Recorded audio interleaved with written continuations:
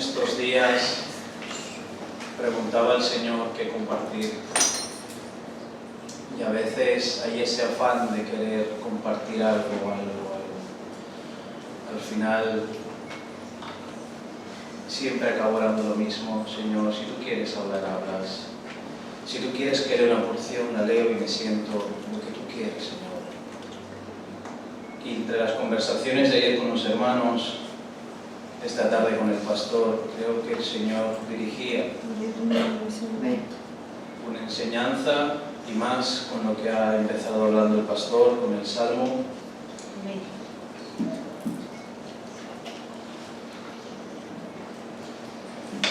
Que el Señor nos ve.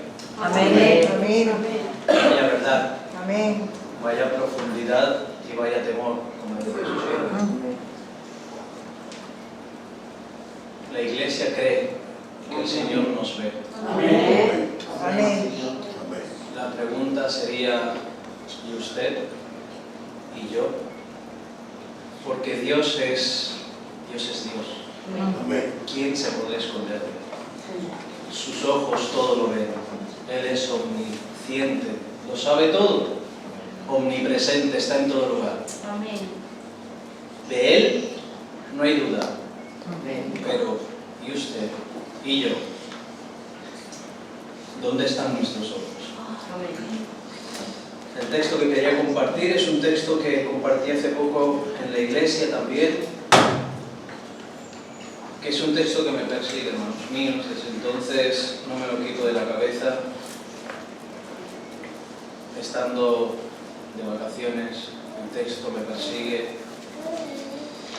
Y está en 1 Corintios 2:2. Si me acompañáis, 1 Corintios 2:2. Amén. Amén. Y dice: pues me propuse no saber entre vosotros cosa alguna, sino Jesucristo y a este crucificado. Amén. Amén.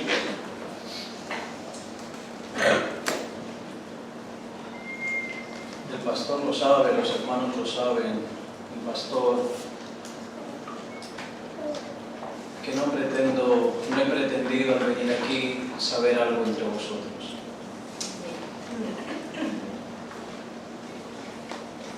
Pero entendiendo el texto, y os pongo un poquito en contexto,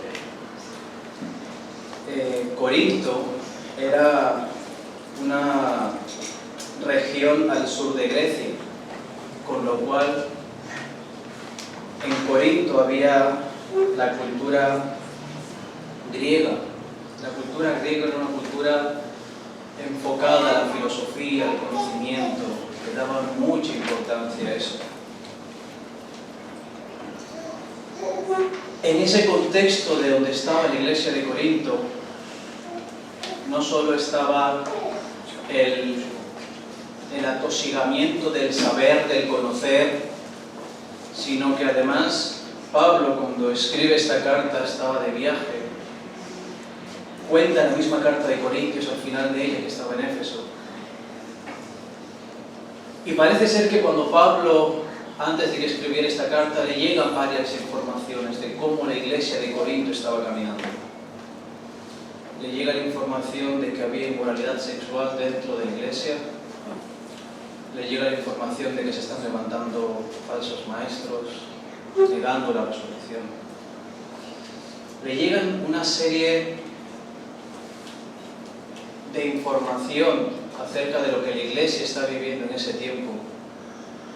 Y os cuento esto para que os pongáis en ese contexto. Imaginaros al pastor lejos de su iglesia. Imaginaros que lejos de su iglesia le llega esta información de que está ocurriendo en la iglesia: pastor, pasa esto, pastor, pasa lo otro, pastor aquí, pastor allá. El pastor es consciente, porque estuvo 1 año y 6 meses levantando esa iglesia, sabe dónde está, sabe la cultura que hay allí. Y poneros en esa situación. ¿Qué hace un pastor en esa situación? ¿Quiere saber más? Dame más información. ¿Qué ocurre? ¿Y fulano? ¿Cómo está? ¿Y este? ¿Y qué hace? ¿Y qué ha pasado? ¿Y la familia qué? Pero Pablo, estando lejos de Corinto, de la iglesia de Corinto, Pablo, me lo imagino, buscando al Señor, preguntando al Señor, ¿qué hago? ¿Qué les digo? ¿Qué les escribo?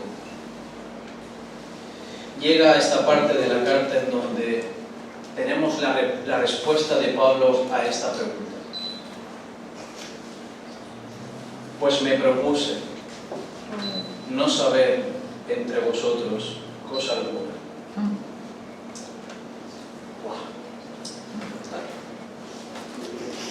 Un pastor le llega la información de cosas preocupantes de su iglesia y él lo que les comunica a esa iglesia es: no quiero saber nada de vosotros. No me importa nada de lo que ocurra entre vosotros. Y entender esta expresión, porque luego en toda la carta de Corintios habla de todos esos temas. Amén. Pero hay algo principal en Pablo al escribir la carta. Hay algo principal en Pablo al comunicarse a la iglesia, al acercarse a la iglesia. Y no es lo que está ocurriendo en la iglesia. Y yo me preguntaba, ¿qué es lo que me propongo yo cada día? ¿Cuál es el propósito de usted al venir al culto hoy? ¿Cuál es el propósito de venir aquí? ¿Cuál es el propósito de escuchar una prédica? ¿Cuál es el propósito de que usted doble sus rodillas? ¿Cuál es el propósito de que usted abra este libro? ¿Cuál es el propósito de que usted sea cristiano? ¿Cuál es el propósito de que usted forme parte de esta congregación? ¿Hay algún propósito? ¿Cuál?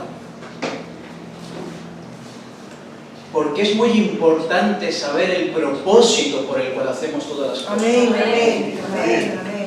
Porque si el propósito es equivocado, tarde o temprano no estaremos más aquí. Tarde o temprano todo será cuesta arriba. Tarde o temprano nos sobrarán excusas para poder irnos y apostatar, a poder irnos al mundo, irnos a otro lugar. ¿Qué propósito tenemos en la vida? ¿Qué propósito tenemos aquí? Y fijaros que esto lo aplico a muchas cosas, porque realmente esto de lo que va a hablar Pablo y de lo que nos va a enseñar Pablo afecta a todo. ¿Qué propósito tienen aquellos que se casan? ¿Formar un matrimonio y ya está? ¿Ese es el propósito? Ese propósito lo tienen los del mundo. ¿Qué propósito tenemos al tener hijos? ¿Hacer grande la familia? ¿Verlos crecer? ¿Qué monos? ¿Tengo el instinto de madre? ¿Ese es el propósito? ¿Por qué ese propósito lo tiene el mundo? ¿Qué propósito tenemos al ir a un trabajo? ¿Qué propósito tenemos al dejar un trabajo? ¿Cuál es el propósito de todo? Y es muy importante todo esto para darnos cuenta y examinarnos y ser sinceros cada día. Yo, hermanos míos, aunque predico esto, el Señor me sigue abofeteando y lo confieso delante de vosotros. Muchas veces mi propósito no es el Señor. Mi propósito no es Cristo. Y quiero que nos examinemos. Amén. Porque este texto parece sencillo, habremos pasado 1000 veces por él, pero es tan fundamental. Porque hoy por hoy hay iglesias que su propósito no es Cristo, son sillas llenas.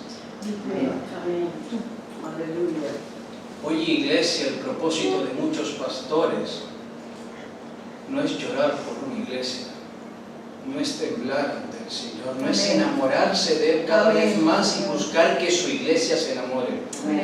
Es simplemente ser elocuente, es simplemente poder mostrar al mundo cristiano cuántos libros me he leído detrás, cuánto conocimiento tengo, en cuántos seminarios he estado. El propósito de muchos hombres en estos días es su propio ego y no Cristo. Y es tanto su conocimiento como en el que rodeaba Corinto, ese anhelo por saber que sustituía a Cristo. ¿Cuál es el propósito, iglesia? Gloria a tu nombre, ¿Qué se ha Señor. propuesto usted?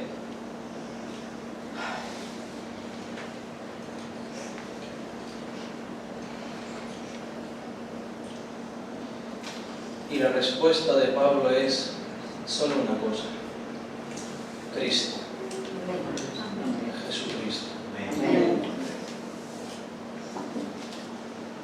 Cuando llegué a este punto, pedí perdón al Señor. Perdóname, Señor. A veces hago las cosas por tradición religiosa, por costumbre, por rutina, pero mi mirada no está en ti. Y el Señor me preguntó: ¿tú pasas tiempo conmigo, Antonio? Sí, Señor, sí. Y Él me respondió: eso no quiere decir que me conozcas. ¿Usted pasa tiempo con el Señor? Eso no quiere decir que lo conozcas. Pero hermano, ¿cómo dices esto?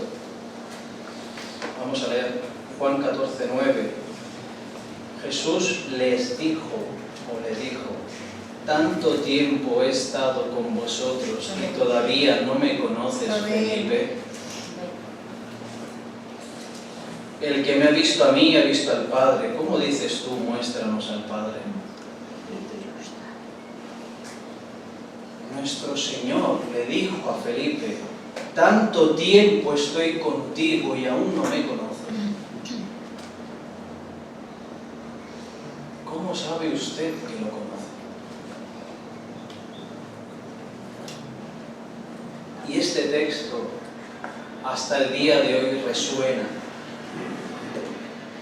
Resuena. Porque en las iglesias los hombres pasan tiempo con el Señor culto tras culto. Y en muchos de ellos a veces se ve, o pareciera que no lo conocieron. Su vida es tan contraria, no a lo que piensa el pastor o los siervos, sino a este libro. ¿Dónde está entonces nuestra seguridad de que lo conocemos? ¿Nos autoconvencemos nosotros a nosotros mismos? No, yo lo conozco. ¿Cómo lo sabes? ¿Cómo sabes que no te puede ocurrir lo que a Felipe? Y esto no se dice por ser duro, esto se dice para que en el corazón cojamos temor. Amén. Amén. Señor, no permitas que sea un Felipe. Que no me autoconvenza yo, Señor. Seas tú convenciéndome, eres mío. Amén. Hoy las iglesias se autoconvencen. Hoy los cristianos se autoconvencen. Si salís a evangelizar por las calles lo vais a ver. Os vais a encontrar con una cantidad de cristianos que se autoconvencen que lo son, pero no tienen ni siquiera idea de lo que este libro habla. No conocen al Señor de este libro. Y les preguntas: ¿por qué eres cristiano? ¿Por qué voy a la iglesia? ¿Por qué eres cristiano? ¿Por qué oro? ¿Por qué eres cristiano? ¿Por qué leo? ¿Por qué eres cristiano? Porque ofrendo. Porque a veces doy de comer a la gente de la calle. Eso no te hace cristiano. Ay, Señor.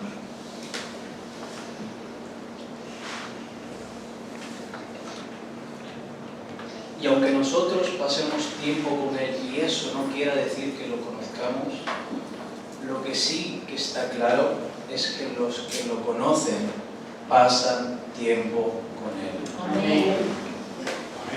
Es mentira decir que lo conocemos y no pasamos tiempo. Amén. ¿Cuánto pasa usted de tiempo con Él? Mira el reloj para estar con Él. Le pone límite, le pone hora, le pone fecha, le pone circunstancias. Ahora que estamos pasando un tiempo malo, lo busco. Cuando nos va bien, no tanto. todo esto a mí me enseñaba el valor de Cristo. Ay, Señor, ayúdanos. El Señor me preguntaba cuánto me conoces. Y yo empezaba a pensar, y el Señor me decía, no te estoy preguntando cuánta teología de mí conoces. No te estoy preguntando cuántas doctrinas. No te estoy preguntando cuánto de mí has leído. ¿Me conoces? ¿Te importo? ¿Sabes lo que siento? ¿Sabes lo que pienso? ¿Te preocupa lo que a mí me preocupa? ¿Lloras conmigo? Ay, Padre. ¿Te alegras conmigo? ¿Te amargas conmigo? ¿Me conoces? Oh, Señor. Porque las iglesias están llenas de conocimiento y de doctrina. Nos pueden predicar de Cristo, hermanos míos, excelencias, la supremacía de Cristo. ¡Wow! ¡Qué palabras! Pero ¿cuánto lloran con Él? ¿Cuántas noches son atormentados por el Señor? Se me viene un texto a la cabeza. El justo Lot afligía su alma cada día por la Amén. nefanda conducta de los malvados. Amén. ¿Cuánto aflijo yo mi alma por el lugar en donde vivo? ¿Verdad? Ya ni siquiera por tu pecado, que para eso ya tengo de sobras, hermanos míos, para afligirme, pero aunque no tuviera, por lo que me rodea. Eso es conocer al Señor. Amén. Eso es entrar a Benidorm y ver un paraíso en apariencia y realmente ver, cuando veis al Señor, un infierno. Amén. Ver el mundo, ver cómo se pierde, ver cómo Satanás en toda la belleza que pueda haber mostrado aquí, lo único que hay es perdición. Amén. En Barcelona, hermanos míos, y esto os abro mi corazón y os Así es. confieso, no sé si conocéis las Ramblas de Barcelona. Amén. Es muy parecido quizás al Paseo Marítimo. Cuando el Señor me ha tenido preso suyo, yo por esas calles caminaba con lágrimas. Porque no puedes caminar de la misma manera por las calles cuando estás tu corazón preso del Señor. Amén. No puedes. No te deja el Señor. Pero también lo confieso que ha habido veces que he caminado por allí y ni me he enterado que he estado por allí. Tan acostumbrado nos tiene este mundo. ¿Verdad? Amén. Y eso es una cosa, ¿Verdad? porque no se cumple en mí este verso. Me propuse no saber nada, sino a Cristo y a esta cruz. Amén. Cuando mi único propósito es Cristo, cuando el único propósito de la iglesia es Cristo, todo cambia. Amén. ¿Verdad? Ya no lloro porque se me ha muerto mi hermana. Lloro porque veo que mi hermano no camina en santidad. Amén. No lloro por perder un familiar, lloro cuando la iglesia no sufre el evangelio. Amén. Amén. Amén. Conocer a Cristo. Cristo. ¿Qué es Cristo para la iglesia hoy? Amén. Pensad una cosa. Aquí he visto iglesia bautista y me han dicho que más adelante hay 2 mezquitas y una de mormones. En todas ellas hablan de Cristo, ¿lo sabíais? Aún en la mezquita. ¿Qué diferencia hay con nosotros?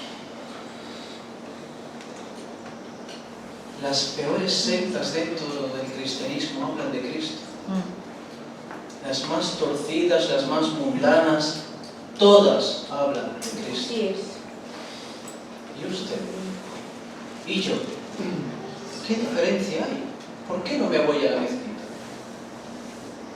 ¿Qué diferencia hay? ¿Qué es Cristo en estos tiempos? ¿Cuánto ese nombre se ha diluido, se ha mezclado?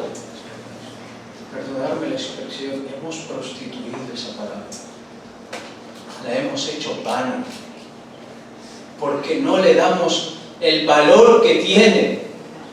Somos capaces de hablar de Cristo y nuestro corazón no inmutarse, no ser quebrantados por mencionar Mesías.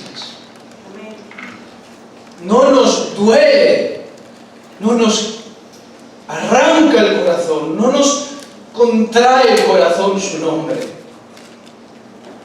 Es tan fácil decir Cristo. Claro que es fácil, por eso están todas estas sectas por aquí. Pero esto se trata, este verso. Pablo quiere despertar a la iglesia, Pablo quiere alentar a la iglesia. No te propongas nada, solo una: Cristo. Cristo. Piensa en Cristo. ¿Qué es Cristo para ti? ¿Te atraviesa? ¿Es suficiente Cristo? Porque el problema de que las iglesias están como están en estos tiempos es porque Cristo no tiene valor. Y necesitamos de sabiduría, de libros, de teología, de un montón de seminarios detrás, de carreras, de sellos, diplomas, argumentar y sobreargumentar, tener elocuencia a la hora de predicar. Necesitamos un montón de cosas para poder guiar una iglesia. No, la iglesia solo le hace falta una cosa: Cristo. Amén. Cristo es suficiente. Amén. Si Cristo no es suficiente para que mueras, no lo va a hacer nada. Amén. Aunque el pastor llore por ti cada día, si Cristo no es suficiente para usted, no lo va a hacer nada. Si Cristo no lo aprisiona, no lo va a hacer nada. Es Cristo lo que hace que la santidad no sea un yugo pesado con el cual caminar. Cristo es lo que hace de la santidad un deleite. Amén. Una respuesta a sus tantos amores, a su paciencia, a su cariño, a su perdón. Porque la santidad no tengo yo autoridad sobre mi santidad. El Señor dice: sed santos como yo soy santo. Sí, pero Romanos también dice que la santidad es un fruto.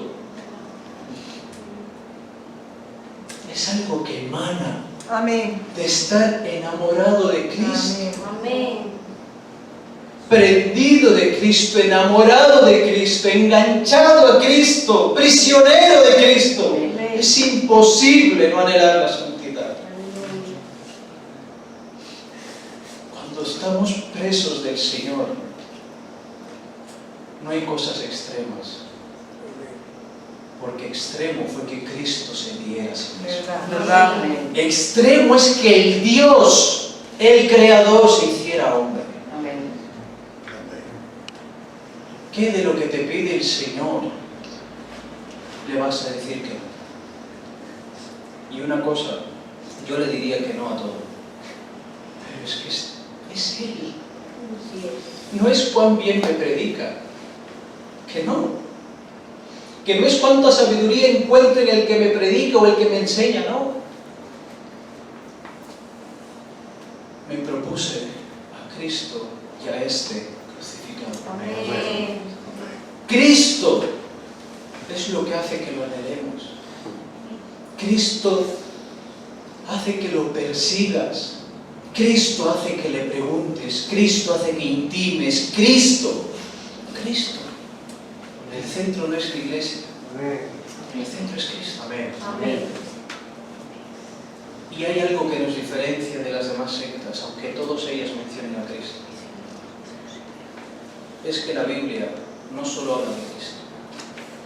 Habla de Cristo y este crucificado. Amén. La diferencia es que ellos pueden hablar de un Cristo, pero cuando llegan al crucificado se tienen que detener, tienen que empezar a desviar, porque que Cristo haya sido muerto y resucitado al tercer día rompe todos los esquemas. Amén. Que Dios se haya hecho hombre y haya tenido que morir por hombres como nosotros rompe todos los esquemas. Este verso, hermanos míos, no quiero estar mucho rato, pero este verso es profundo porque toca todos los temas. Amén.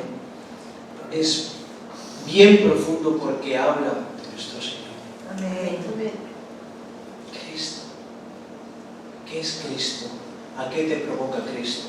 ¿Qué te hace vivir Cristo? ¿De qué te vas a quejar si tienes a Cristo? Amén. ¿A qué vas a decir hasta aquí si tienes a Cristo? Amén. Cristo. Aleluya. Viviendo lo que vivamos, Cristo es suficiente. Amén.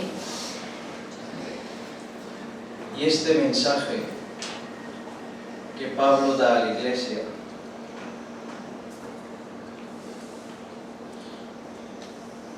es porque él entendió de que aunque lo supiera todo, aunque lo viera todo, lo único que puede hacer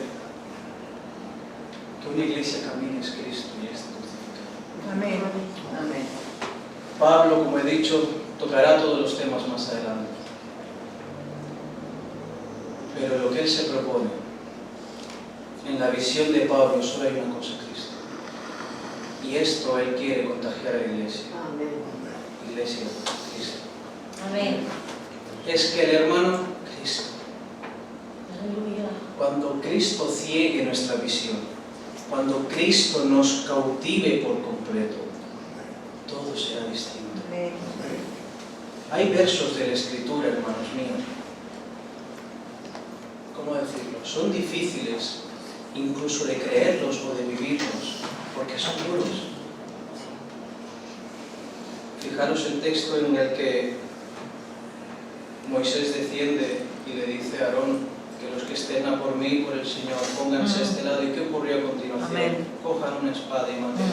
Amén. ¿Es familiar? Y decimos, bueno, eso es en el Antiguo Testamento, es muy difícil. En el Nuevo Testamento el Señor Jesús dijo lo mismo. El que ame más a padre o a madre que a mí. Amén. Y en estos tiempos, ¿cómo podemos caminar el Evangelio cuando la Iglesia ha aprendido a justificar sus acciones con aparentes versos bíblicos o con aparente piedad Misericordia. o con aparente amor hacia el Señor? Y nos van a surgir un montón de preguntas a lo largo de nuestra vida cristiana. Amén. La única respuesta es Cristo. Amén. Amén. Si miras a Cristo, sabrás apartarte de tu padre y de tu madre. Amén. Si miras a Cristo, lo que voy a decir es fuerte, aborrecerás a un hijo. Y yo tengo 2 hijos.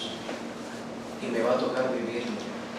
Y sé que para mí va a ser imposible, a menos de que esté mirando a Cristo. Amén. Cristo. Los problemas de la iglesia no se resuelven solo señalándolos, se resuelven por Cristo. ¿Verdad? Cuando yo veo a mi hermano caminar mal y lo que me lleva a querer corregir a mi hermano no es otra cosa que Cristo, lo voy a hacer mal. Amén. Amén. Cuando mi anhelo es Cristo en mis hermanos, primero me pasaré noches orando por Él, Amén. llorando por Él, y me acercaré con temor para decir, hermano, no vas bien. Amén. Pero mi celo, mi visión debe de ser Cristo. Amén. Fijaros lo que dice Pablo a Tito, ya termino, que no sé el tiempo que yo, perdonad. A Tito 2:14 dice, quien se dio a sí mismo por nosotros para redimirnos de toda iniquidad y purificar para sí un pueblo propio, celoso de buenas obras. Con otras palabras, está diciéndole Pablo a Tito, hay una consecuencia de ver a Cristo. Celo. Celo. Me espanto de ver iglesias en estos días que no tienen celo por el Señor. Tienen un cartel muy grande en la entrada, Iglesia de Jesucristo, pero celo. Tienen celo por tener iglesias grandes, celo por vestir bien, celo por las instalaciones, celo por un montón de cosas absurdas de las cuales ninguna veo aquí. Cuando yo veo aquí hechos, veo mi iglesia celosa. Gloria a Dios. Amén. Amén. Aleluya. ¿Cómo tener celo por el Señor? Mira Cristo. Amén. Él te provoca celo. Amén. Y esto que dice Pablo a Tito no es en un porcentaje elevado, un 50, es sí o sí. Amén. Todo el que mira a Cristo es provocado a celo. Aleluya. Amén. Celo. Tenerlo como tuyo, que te arda el Señor. No es un celo por tu iglesia, no es un celo por esta membresía, no es un celo por... No, es Cristo, va de Cristo, hermanos. Amén. Cristo. Gloria a Dios. Cristo y este crucificado. Para terminar, no quiero alargarme más. Este texto me enseñó varias cosas, entre ellas, yo hubo un tiempo donde le preguntaba al Señor, y esta era mi oración, Señor, hazme un hombre de oración, por favor. Y quiero ser un hombre de oración. Y esa era mi oración un día, otro día, Señor, hazme un hombre de oración. Hasta que el Señor le plació hablarme. Y ese día me pegó un bofetón. Me dijo, ¿quieres ser un hombre de oración? Sí, Señor. ¿O quieres conocerme? ¿Cómo, Señor? ¿Quieres ser un hombre de oración o quieres conocerme? Porque es muy distinto. Me dijo, ¿quieres ser un hombre santo? Sí, Señor. ¿Quieres ser como yo? ¿Cuál es el propósito? Bendito ¿Tú? tu nombre, Señor. Tu chapa, hombre de oración, hombre santo. ¿O quieres estar conmigo y desaparecer? Amén. ¿Quieres ser un hombre de lectura o quieres ser un hombre que sepa de mí? Que intime conmigo. Hay un abismo entre una cosa y otra. Aleluya. Iglesia, propóngase una cosa en este día y de aquí en adelante. Cristo y este crucificado.